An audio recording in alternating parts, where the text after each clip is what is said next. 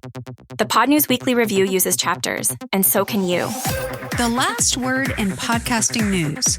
This is the Pod News Weekly Review with James Cridlin and Sam Sethi. I'm James Cridlin, the editor of Pod News. And I'm Sam Sethi, the CEO of True Fans. This podcast is sponsored by Buzzsprout with the tools, support and community to ensure you keep podcasting. Start podcasting, keep podcasting with Buzzsprout.com. From your daily newsletter, the Pod News Weekly Review.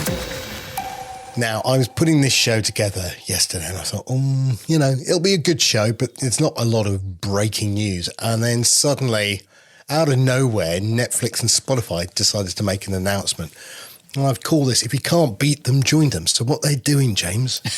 What are they doing, indeed? Well, Netflix is getting into bed with Spotify in terms of video podcasts. So Spotify and Netflix have announced a partnership to deliver a selection of Spotify's top video podcasts to Netflix. So you won't get any other stuff on there. It will just be Spotify stuff that they own the rights for. The deal starts in early 2026. It's in the US only. And you might be thinking, yeah, so much, so boring, whatever. But the point of all of this is that they are taking the video of those shows off YouTube. They're shows like the Ringers shows and a few others. And the only place that you'll be able to watch them is Netflix and Spotify. So YouTube will still get clips. Audio versions of the podcast will, of course, remain available across platforms, but no watching them on YouTube anymore. That's a bit of a big deal, isn't it? So who instigated this deal, do you think? Was it Netflix saying, we're out of the market, we need to get into podcasting and video because we need cheap content?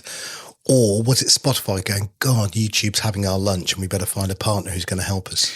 Well, I mean, it might be a little bit of both, I think. Nick Quah has suggested, he was writing in Vulture, he suggested it's kind of a mutual defense pact against YouTube because, of course, both Netflix and Spotify can see YouTube as a competition. So perhaps it's a little bit of that. Perhaps it's just a nice deal for Netflix to get some cheap TV. As I've said on many an occasion here, this is all this deal is. This isn't a big difference for podcasting. It's just the Spotify stuff that they already own. They are making that available on the Netflix platform now, and they've sold it away to them. So, I don't think it's anything more than that, but I think it's quite interesting to end up seeing. I have to tell you, if you read the Bill Simmons subreddit, because there is such a thing, fans are not happy. They're calling it lame, stupid, and dumb. What do they know? However, some of the fans, who have, of course, watched plenty of the Ringer output, have said that it's going to be really obvious that they're made in really bad quality because quite a lot of them are just simply recorded Zoom calls, and you don't expect that on a product like Netflix. So I think that's going to be interesting to see how that works. Now, I've been saying that this deal should have been happening 2 years ago. I've been talking about it, and I've jokingly called it Spotflix. Yes. I bought the domain just for fun, just on the basis. Now, this is a quad play. Apple has music, it has film, TV, and podcasts. Same with Amazon. And the big holes in both Spotify's strategy and also Netflix strategy is symbiotic to each other. One has music and a podcast, the other has film and TV. It makes total sense to me. This is possibly just, the first dance, right, where they get together and have a little, does this work? Does this not work? Do we like each other? But I suspect that with Daniel Ek doing what he's doing, which is fundamentally taking a step sideways and then probably outwards to, with a nice payoff. Yeah. And no, the DOJ won't block this. We've seen deals now with OpenAI and NVIDIA and everyone else. Yeah. No one's blocking any deals. So I think for shareholders, this will be a payday and a half because there is big money in both those places. Yeah, I mean, as you so rightly say, Google has both video and audio. to an extent at least. Certainly Apple has both video and audio. So you can well see that there's a real benefit here of, what do you call it, Spotflix. I called it Spotflix, yes. The domain name's available. There's a real good opportunity, I think, for this larger company, were they to merge, to produce something that is pretty amazing. Now, that doesn't necessarily mean that all of the music would go into the Netflix apps, or indeed all of the video would go into the Spotify apps, because actually people don't work that way, and that's not how people consume media. But you can well see that actually streaming media with all of that stuff in kind of makes quite a lot of sense. It does, because it makes it sticky, doesn't it? You get to the end of a film or a TV, and you go, what do I do? Oh, I'll go over to YouTube. Oh no, I'll go to Spotify and play some music. Well, now you stick around if they can offer it all in one place. Yeah, theoretically. I mean, that might be another way. Stephen DeVincenzi has commented on Spotify. Thank you, Stephen. You're the one this week. Well done. He says, just in case you mentioned Spotify and Netflix teaming up for video podcasts, I've come up with a good name for the Spotify Netflix combo, Netify. What do you think? No, it's not a good name. No, because it's got a double T in it. No, Spotflix. Even if it's got a double T or a single T, I'm afraid, Stephen, it's been taken. Because I did actually go and check. Because I thought to myself, I can't let Sam be the person with Spotflix. I've got to see if Netify is available, but it is not. So there we go. Yeah, I think at the end of the day, this is a very smart way for them to try and combat YouTube, which currently is really having Spotify's lunch. Yeah, certainly in video. Yeah. I don't see video and Spotify working very well right now. But also, I think it's really interesting when you start to see things like global studios, and you start to see, all these media companies really getting into their game. Yeah. I think, we've had in the last couple of weeks Audio Always, and we've had, Fresh Air, and it's interesting. I think we're now beginning to see production companies and outputs where they can put audio and video. Yeah, now I think it's going to be really fascinating to watch. It was all of the talk here today, because I'm at South by Southwest in Sydney, and all of the talk here today was about this particular deal. I was sitting watching a Spotify presentation, which I kind of felt that I should be paid for at the end of it, because it was an awful lot of selling me Spotify. But nevertheless, yeah, that was clearly, some of the talk of the town. Worthwhile just, again, highlighting, this does not mean that your video podcast, which you have put on Spotify, will be on Netflix. It does not mean that at all. All it means is that Spotify has a bunch of cheap TV shows that they own, made by The Ringer, made by Spotify Studios, and they are selling those to Netflix. That is it. There is nothing more to look at than that. So this isn't really a podcast deal. This is just a cheap TV deal, and I think it's probably a wise idea if we think about it in that way. Wonder whether somebody like Flightcast will get the API access first. Well, yes. I mean, there's a thing, but that would be a way in the future, I would have thought. Also, really weirdly, starting in the US only. So what it looks as if they're going to take all of the Ringer shows, for example, off YouTube everywhere, but the only place that you'll be able to watch them is Spotify or Netflix in the US. You won't be able to watch them on Netflix in the UK or Netflix in Australia. So that's a bit of a strange one. I really don't understand why companies will do that sort of deal, but only do it in one country. I mean, for a company such as Netflix, where it's really easy just to tick the button that says go everywhere, I don't really understand why they've done that. But I'm sure there'll be a brighter person in the comments, which of course you can always do, to tell me why they've done that. Did I say myopic? Now, moving on. Is Apple taking the pips, James? Nice. Nice. I should have used that. Yes. Well done. Yes.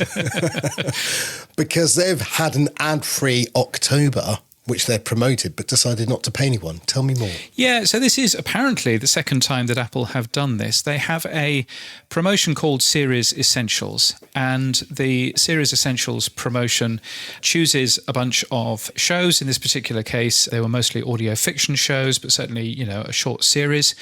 And they went to the publishers, as I understand it, and they said, you can be in this Series Essentials thing. And the publishers went, brilliant. This is excellent news. And then Apple said, but we'd like you to be ad-free for the month, please. So publishers won't be able to earn any money by selling advertising, because Apple has basically told them, if you want to be in this feature, you need to be ad-free. So you can look at it two ways. You can look at it and think, oh, well, it's good news for the publisher because at least they get people listening, and then they'll get people subscribing or following that show, and they will continue to get a bunch of people listening to that show, next month and the month after. But actually, when you go in and you have a look at some of these shows, they're only 6 shows long. They're only 6 episodes long. They're really short. So there's nothing really to listen to after you've listened to the entire series. It's called Series Essentials for a reason. So I wasn't entirely comfortable with the idea of Apple turning around and going, yes, you can be in our app, but in order to do that, you cannot earn any money out of this podcast at all. I think that's just a bit cheeky for the 3rd largest company in the world. What say you, Mr. Sethi? Well, I don't even see why they're doing this. I mean, what's the ad-free benefit? I mean, why would they even think about it? I'd love to be in the meeting. Yes, let's do ad-free October. It doesn't even rhyme. I mean, it's like, Movember, get it, grow your moustache. Ad-free October, not really sure what the plan was. Because I think the plan is that they don't want to have lots of ads in shows that they promote. And I know that if you go on to, Siri's news briefing, for example, then they really don't want you to have any ads in there. So I can kind of understand it. But if I was them, I would have done it the way that Amazon Music did it. And the way that Amazon Music did it is that they went to people like Acast and they said, we want all of your shows ad-free. We'll just buy the ad slots. And so Amazon bought the ad slots foolishly, in my view, but they bought all of the ad slots and just made them totally silent. I think what Apple should have done is they should have bought all of the ad slots for October and replaced it with a piece of audio that said, this show is on Apple Podcasts Series Essentials and is ad-free all this month thanks to Apple Podcasts. At least that would then mean that they would be supporting the shows with money, and that they would also be getting a bit of obvious buyback with that, because that mention would be on theoretically all of the podcasts across all of the platforms. That to me seems a little bit fairer. But at the moment, you've got a case where 3 of these shows were from public radio stations in the US, which have had all of their money taken away. And then Apple turns up and smugly says, you know what, because you've made a really good podcast, we've made you a Series Essentials, but you're not allowed to earn any money out of it. Get those ads out now. I mean, poor you if you're a public media company and you've already had all of your money taken away. For Apple to turn up and say, you know what, we don't want any ads in there, I just think is a bit rude. So I wish that they wouldn't do it. And Apple does a lot of really good things for podcasting generally. People are very scared to talk against Apple because Apple is so large, which I totally understand. But I wish that they would support podcasting properly. And I think that this is a bit mean. They've done this before with, they weren't going to be paying music artists if you got a 3-month free Apple Music, deal just because you bought an iPhone. They were going to say, well, you don't get any money, Taylor Swift. And Taylor Swift herself wrote a blog post saying, we would like some money, please. We don't want to work for free. And there are a lot of artists who aren't as big as me who would like paying, please, for our stuff. Mm-hmm. And Apple caved. And I'm surprised that we're not seeing more podcasters turning around and saying, you know what, Apple, no, and this is bad and you shouldn't be doing this. Well, let's move on. Now, no, I'm just going to hold your hand and get you off the soapbox for a minute. Yes, now, thank you. You're welcome. Now, YouTube's also been telling us what makes a definitive guide to a good podcast content. Now, I thought it was worth noting because actually all it is really saying it's what we've been talking about in Podcasting 2.0. They recommend chapters, keywords, strategic titles, and a comment section, which again, I think is just what we've been trying to push for Podcasting 2.0 as well. Yes, I think so. I think chapters is important, particularly for long form stuff. Obviously, chapters is pointless for the Pod News Daily, which is only 4 minutes long. But for this sort of thing, it works really well. What they talked about was cultivating the comments section. And I think this is one of the important things. If you listen to the Podcasting 2.0 podcast with Adam and Dave, if you listen to this show, if you listen to No Agenda, if you listen to a number of other shows, there is an awful lot of reading out the comments and replying to them on the air. That's the way that fan mail is supposed to work. For you reply to those comments in your show. And I think that is actually how you get more and more comments, is you just read comments out. Nobody's going to send in a comment if they're not hearing them being read out. So I think that's an important thing. So it was actually quite good. It went a bit self-serving, this particular blog post, but it was actually quite a good one from the folks at YouTube. Yeah, if you want to read it, you can find a link in Pod News Daily. Indeed. Now, some of the other stories that you covered in Pod News Daily, Stephen Goldstein, friend of the show, has been talking about the secret ingredient to every great podcast. So it's not chapters, it's not titles. He says it's a real human voice. He does. And this was after he did a test of playing AI-generated podcasts with college students, which actually seemed to go down relatively well. Quite a lot of them quite liked the shows, which was interesting. College students, of course, not like you, not you or I. Not anymore, mate. No. So that was interesting. They don't play enough paddle. So that was interesting from that point of view. Perhaps they do. And similarly, along the same lines, Alberto Batella from RSS.com, who has actually done an awful lot of very detailed academic work around parasocial relationships and stuff. He has penned a very good blog post on the RSS.com blog, I'm an advisor, saying that AI might break the trust that we have between the listener and the host, because as soon as you realize that it's not actually a real human being, then there's a bit of trust that is gone. But he does say that AI voices can be trusted so long as they use the right prosodic cues. Listen to him. And they're used responsibly. So, what's funnier is it's his second language as well. Yes, I know, which is even more ridiculous. Imagine this article in Italian. So it was good to read that. Tom Webster from Sounds Profitable has also been pointing out, and I think this is a good point, that AI performed ads may unlock significant new revenue. So, and I think he does make a good point. There is, I think, a really interesting middle between the Joe Rogans of this world, people making lots of money on podcast advertising, people that aren't interested in podcast advertising at all and are making virtually nothing. And then you've got the middle ground where you've got people with quite a lot of downloads, but it's not really worthwhile to sell advertising for them.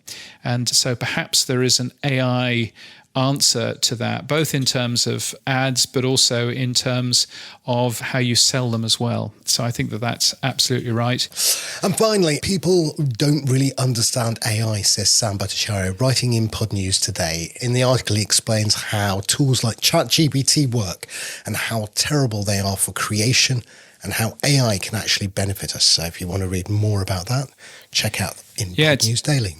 It's a good piece. He's got an AI research background, and he certainly doesn't hold back about Inception Point AI. He says, when I read about stories like that, I don't see an AI company. I see some idiots who hooked up to an API from 11 Labs and are wasting everyone's time and money. Ouch. But it's actually a great article. It's well worth a read. You'll find that in Pod News this week.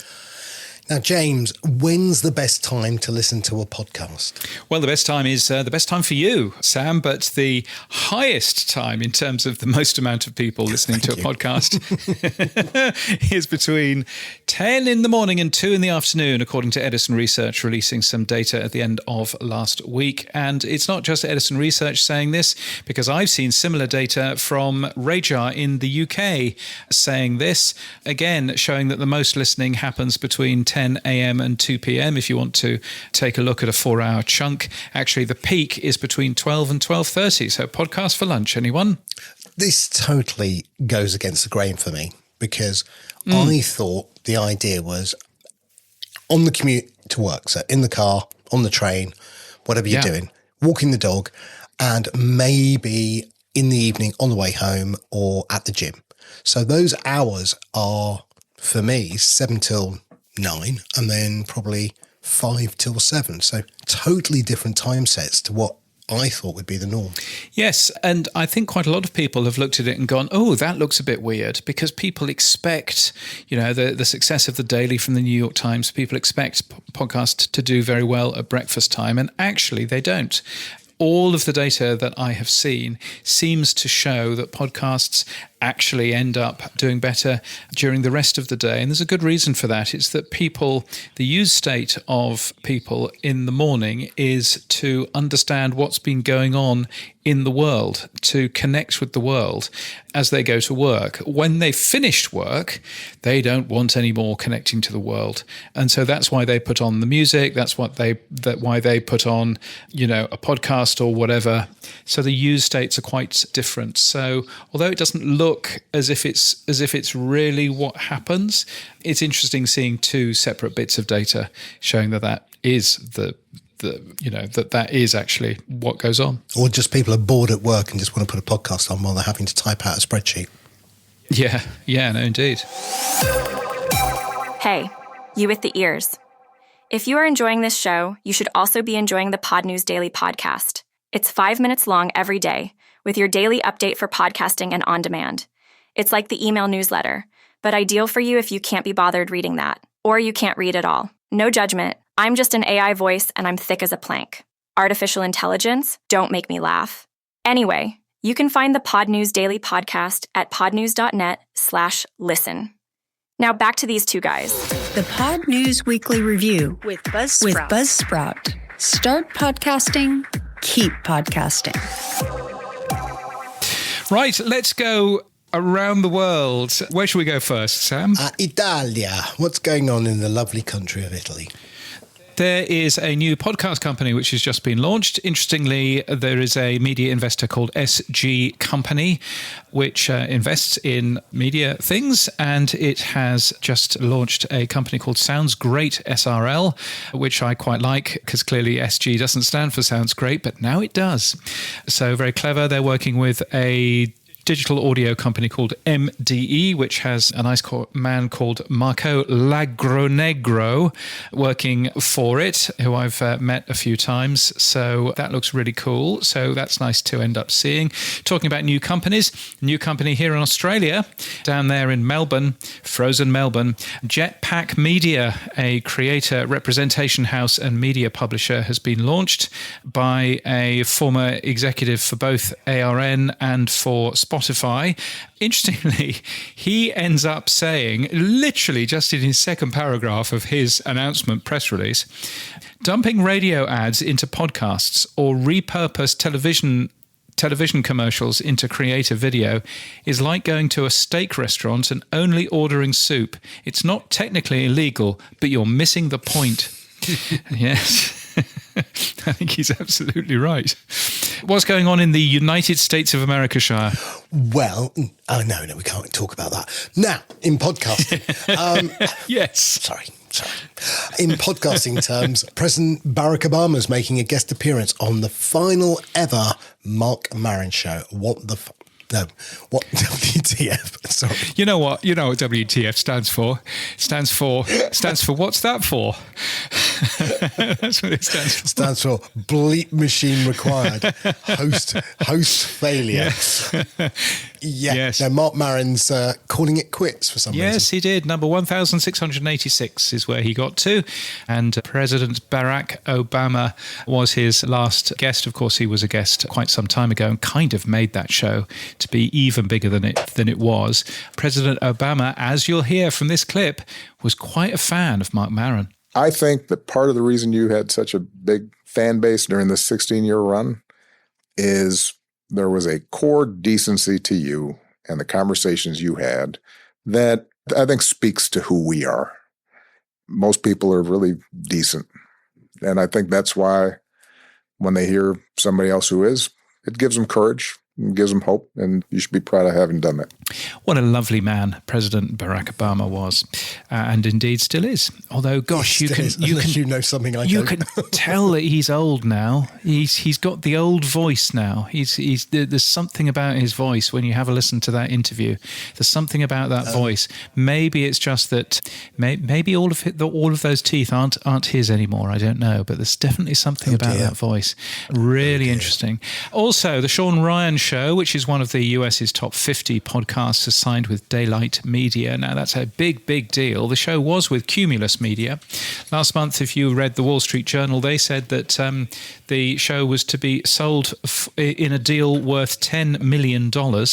So, wow. So Daylight Media jumping in. They probably haven't spent $10 million, but who knows? They're an expansion of Q Code, which has existed for the last 3 or 4 years or so. But he seems to be doing quite well for himself, Sean Ryan, which is nice. Got a big focus in the Wall Street Journal over the weekend. You might remember that Sean Ryan was the person who the Cybertruck bomber rang to give a statement to. So, there's a thing. People News on the Pod News Weekly Review. In the latest episode of Podcast Perspectives, I loved this. Lex Friedman, not that one, said he was offered, quote, more money than I think anyone will ever offer me ever again for a job to work at Spotify. This was back in the madness, I think 2019 or so. And he was offered a total of $3 million for 3 years. And he turned it down because, frankly, he didn't want to commute into New York every single day and not see his family, which I think is a very good and wise thing. But gosh, it's quite a listen. You should find the Podcast Perspectives podcast wherever you found this one. Also, Laura Hagen has been announced at Acast as SVP Regional MD Americas and Global Head of Agency Relations. There's a business card that'll fold out. She is a big deal, apparently. She joins from iHeartMedia. She joins from Zeta Global, and Acast are very excited about nabbing her. So that is good. Right, let's move on to awards. And if you want to know how to win a gold, then you should go into that there London on Tuesday, the 11th of November. There is a free event happening at City University. It's called Podcast Gold, an evening of British Podcast Award winners. They do this every single year, and it's basically lots of the British Podcast Award winners saying exactly how they won gold, so you can too. You'll find details of that in the Pod News newsletter. Also, events going on South by Southwest here in Sydney, which has a bunch of podcasting stuff going on, which is very exciting. And Apple Podcasts getting involved, just launching Creators We Love in Australia, joining the US, the UK and Canada, a bunch of people here. So it's nice that Apple have remembered that we exist down here. The tech stuff on the Pod News Weekly Review. Yes, it's the stuff you'll find every Monday in the Pod News newsletter. Here's where Sam talks technology. RSS.com. I mean, Alberto must be very busy at the moment. He's writing blog posts and now he's doing this stuff. He's announced full support for the podcast location tag, the updated 2025 version that you and I were talking about months ago. Yes. Tell me more. Yes, I believe that this is the first podcast hosting company that is actually properly supporting the 2025 version of the podcast location tag. So it's using OpenStreetMap IDs as it should be. It's got support for both what this podcast is about, or rather I should say what place this podcast is about, as well as what place this podcast is being recorded in. So it's got support for both of those. It's a really nice UX. It's one of the best bits of UX for that. So yeah, it's very smart. You should go and have a play with that if you've not done so already.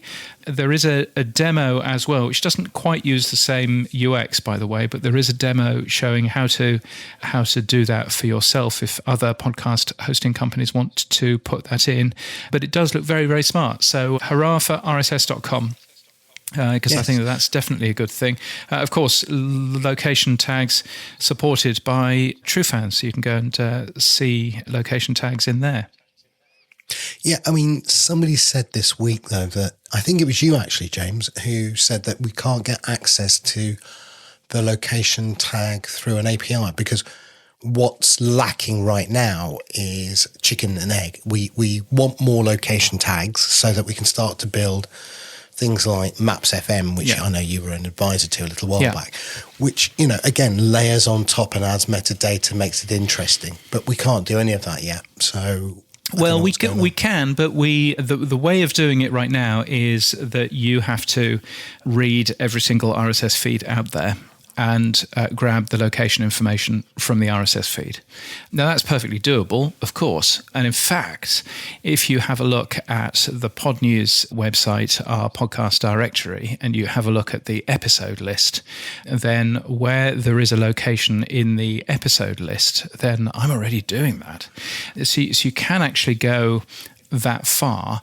What I was hoping for is in the podcast index API, there is currently an API call for /recent. And all that /recent does is it shows you the last, you can have episodes /recent, or you can have shows /recent. And if you have a look at episodes /recent, for example, it will show you the last, 50 episodes that the podcast index has seen. So you can actually use that API call to go and have a look for recent shows, or indeed all the way back to the beginning if you call it enough times. And what I'm hoping that we can build is /locations /recent, which does exactly the same job, but it just looks at any podcast episode with a location tag in there. That would be super helpful, because that would mean that you could very quickly build a full map and get all of the full location data without having to call every single RSS feed. So that's what I would love. And I basically said, slightly foolishly, that I will build something if I can get the API. But what I am thinking is that at the moment, the Pod News podcast sample is about 400,000 or 500,000 shows. So it's about 500,000 shows. Quite a lot of those will already have location tags in them.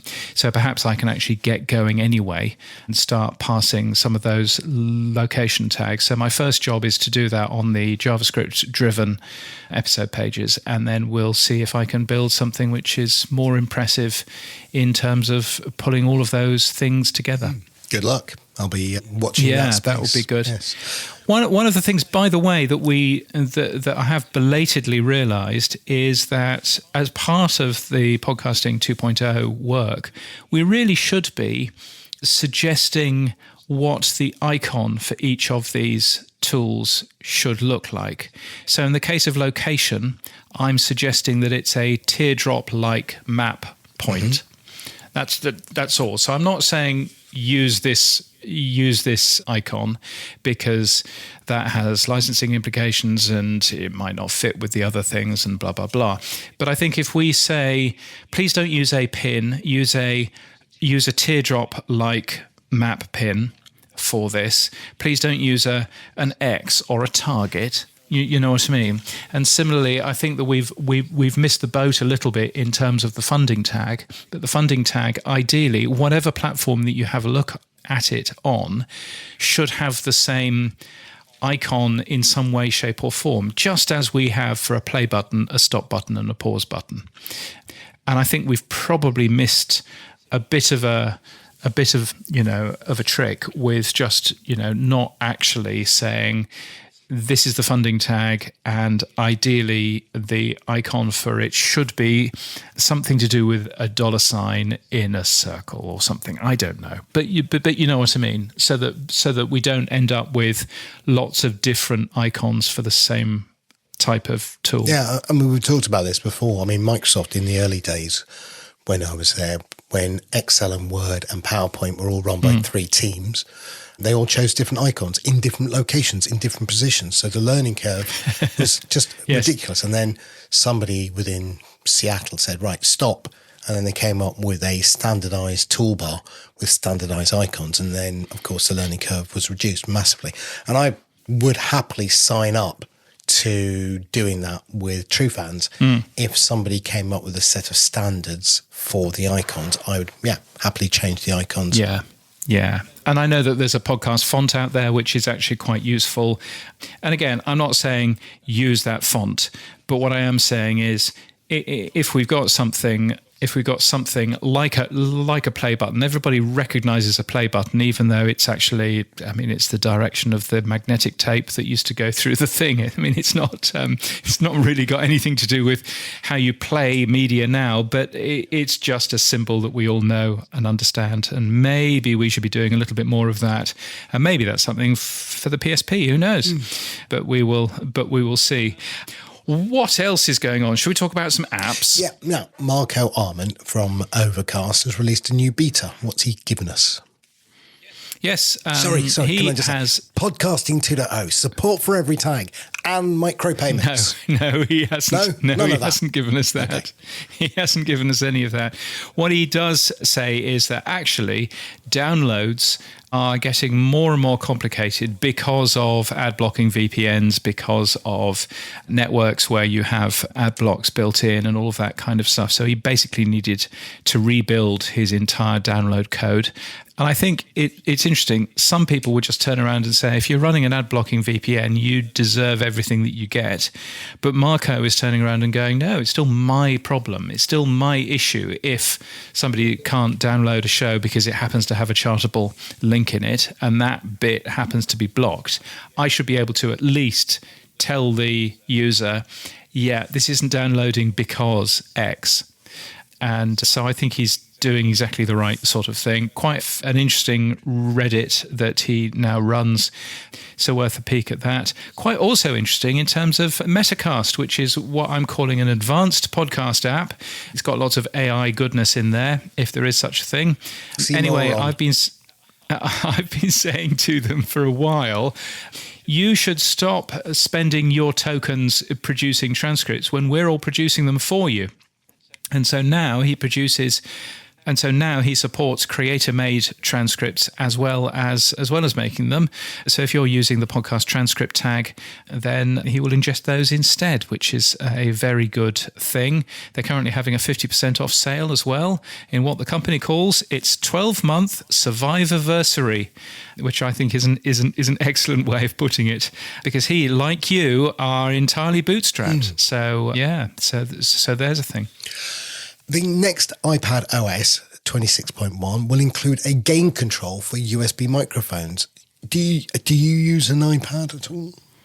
Yes, I do use an iPad, but not for recording things. But actually, you can plug in a USB microphone into your iPad. It would be a really good recording tool if you could actually turn your microphone down a bit in many cases. So that's exactly what they've done. So it should be quite a good recording device if you're on the move, and that maybe is the thing that's been missing there. So 26.1 for iPad OS and indeed for iPhone OS is coming out in the next few weeks. Now, here's another company called Audiogram, a tool to make social video from your podcast. It's launched a free AI-powered podcast promo tool. Now, I had a look at the demo that they gave us, James. Yes. Tell me more. It's a bit strange. It's been built to explore the latest AI video generation models.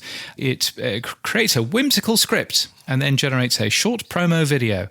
I'm not quite sure of the point of it, but nevertheless, it's quite fun for you to go and have a play. It made this very weird 10-second clip for us in a 1950s style. Betty, I've got it. The news source for the man of the future. It's called a pod news. A pod, dear?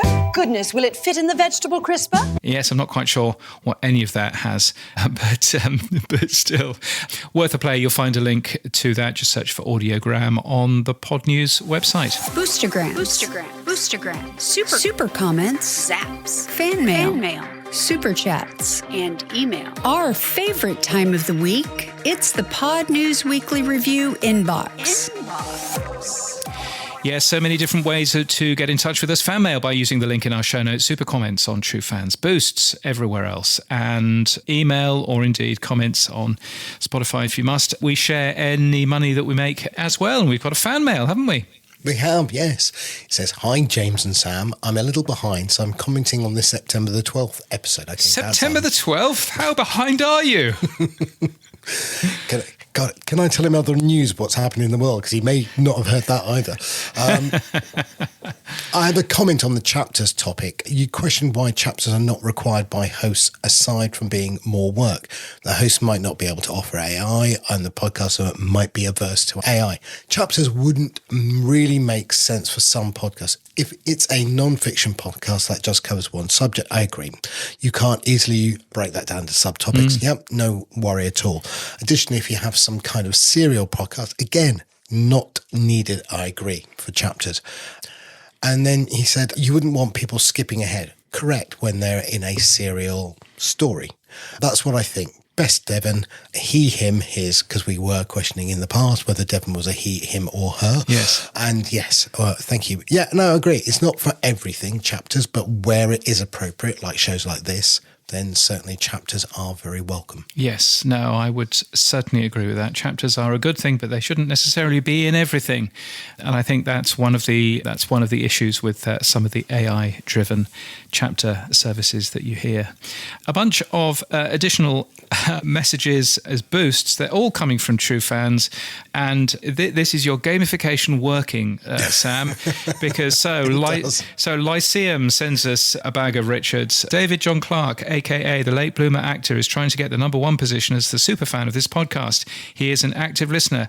Smiley face, followed by the late bloomer actor saying, "Trying, but your budget is breaking me, Lyceum." Followed by Lyceum replying and saying, quote from the late bloomer actor, "Trying, but your budget is breaking me. I had to top up my wallet in order to send this new boostergram. This time it's a reference to cyberspace and a science fiction TV series."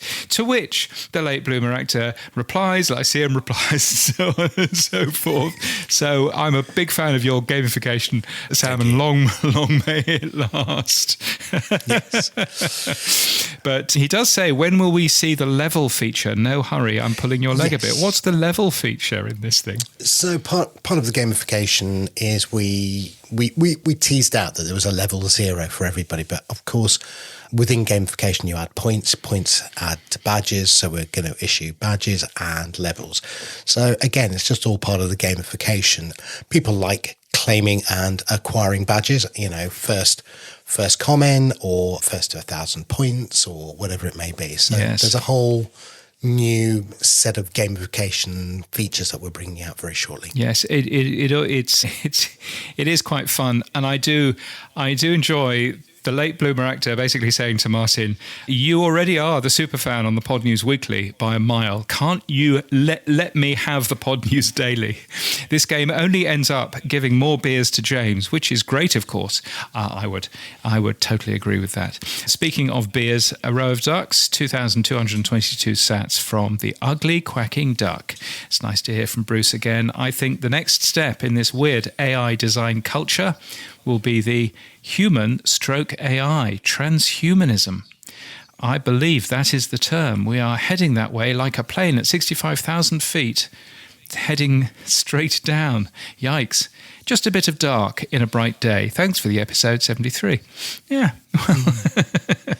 There you go. Yeah, I mean, Peter Thiel wants the singularity. Elon Musk wants the singularity. So yes, they want to be man and machine. And a message from Neil Velio, who of course is one of our power supporters, one of our 23 power supporters. Thank you, Neil, for that, although he doesn't think much of Flightcast. Oh well, there you go. If you want to join Neil and be a power supporter, then please do. weekly.podnews.net would be a fine thing. Rocky Thomas has done that. Rachel Colbert has done that. Mike Hamilton at the Rogue Media Network has done that, as has Cameron Mole and Will Clark. And you could too. weekly.podnews.net is the plan. So, anything exciting happened for you this week, Sam? Well, this week I handed out an award because you weren't available at the International Podcast Awards. And what was that like? It was lovely. Oh, yes. Lots of people. Great drinks. Fun night. It's almost as if you haven't done that yet. Yes. Yes. Time travel hasn't quite occurred. So that's tonight, actually, as we record this show. Well, very good. Well, I hope that you have fun tonight doing that. And I look forward to, well, I was going to say I look forward to hearing from the winners. But of course, I will already know who the winners are by the time this goes out. So that's the thing. Yes. And then the other thing we will be doing this week is posting our pricing for our hosting and opening up the waitlist. Oh, There you go. There's an excitement. What's happened for you, James? Well, I tell you what, if you thought that was exciting, then you ain't heard nothing yet, because my goodness, if you look at the top of the Pod News newsletter, which of course you'll be getting every single day, then you will notice that the logo at the top of the Pod News newsletter now changes colour if you're using dark mode, finally. So it turns out, who'd have thought that Google, of all companies, would be so bad at following any form of standard when it comes to their email services. Gmail is impossible to develop for, but as long as you're not using Gmail, then it now looks quite nice. So hooray for that. I have worked out how to do it, and I'm going to stick it onto my personal blog as well, because it's nowhere near as easy as it is on the internet to code all of this stuff for email and to make sure, by the way, that it actually works everywhere. So there's a thing. But yeah, but apart from that, nothing particularly exciting other than, of course, being here in Sydney. Oh, there was something else that was particularly exciting. So earlier on today, you know how we occasionally have beers in a pub? That's where we normally have beers, in a pub. Yes. Yes. But we have beers in a pub with listeners to the podcast. Yes. Yes. So there were beers in a pub earlier on in the evening for people that listened to the Gamechangers podcast, which is a radio podcast in Sydney, who've been very mean about me recently, and I discovered that they were having drinks, and so I went to say hello. Not only did I see all of the folks who do that particular podcast, and that was very nice, but somebody came up to me, Sam, and said, I listen to the Pod News Weekly Review every week, which was fairly amazing. So hurrah. So yes, so very enjoyable that was, just to say hello to a few people. And yes, that was good fun in a random pub somewhere in Chatswood in Sydney. Oh, I forgot to say two quick things. First of all, looking at your website, when did you add the hamburger? Oh, the hamburger has been there for a while, but only if you're on tiny. Yes, only if you're on tiny screens. No. I'm on a big screen and I can see your hamburger. I beg your pardon. It's the way you walk. On what? On the Pod News website or on? Yeah, on Pod News Daily, on the Pod News. Oh, yes. That is. It's always visible on the Pod News website. Yes. Yes, it's hiding away in the corner. Never noticed it. Right, and then the other thing I forgot to mention, I went to an Irish wedding this weekend in the most... Yes. Yeah. Yes. You know. That'll be grand. Yes, it was. It was lovely. But it was in the most Irish of sounding places called Thurmanfeckin. Oh, nice. Yes. I swear, you can look it up. Yes. It's about an hour north of Dublin. Oh, my God. I mean, you have to say it in an Irish accent because it gets far too rude if you don't. Yes. So, yes, it was Was it fun? Thurmanfeckin. Yes, all weekend. And you enjoyed it, did you? Wonderful. My liver didn't, but I did. Yes, it was lovely. Yes. 4 o'clock in the morning. I've done very, very little Ireland. I've done Dublin, I've done Cork, and that's it. And I would like to see a bit more of Ireland at some point. I really should. It's pretty. Go and find an excuse. Yes, very pretty. Oh, and I've done Belfast as well. Not Don't so at pretty. me. Not so pretty. Not so pretty. No, not really. Yes. Not really. Yes. Anyway, that's it for this week. All of our podcast stories were taken from the Pod News Daily newsletter, which is very good, and you can get it for free at podnews.net. With dark mode. And you can support this show by streaming sats. You can give us feedback using the Buzzsprout fan mail, like Devon. You also send us a super comment like most people do, or become a power supporter like the 23andMe and be a power fan at weekly.podnews.net. Power fan, eh? Our music is from TM Studios. Our voiceover is Sheila D. Our audio is recorded using Clean Feed and my mobile phone this week because the Wi-Fi in this hotel is rubbish. But then, if I will stay in the cheapest hotel. And we're hosted and sponsored by Buzzsprout. Start podcasting, keep podcasting. Who said YMCA? Get updated every day. Subscribe to our newsletter at podnews.net. Tell your friends and grow the show. And support us. The Pod News Weekly Review will return next week. Keep listening.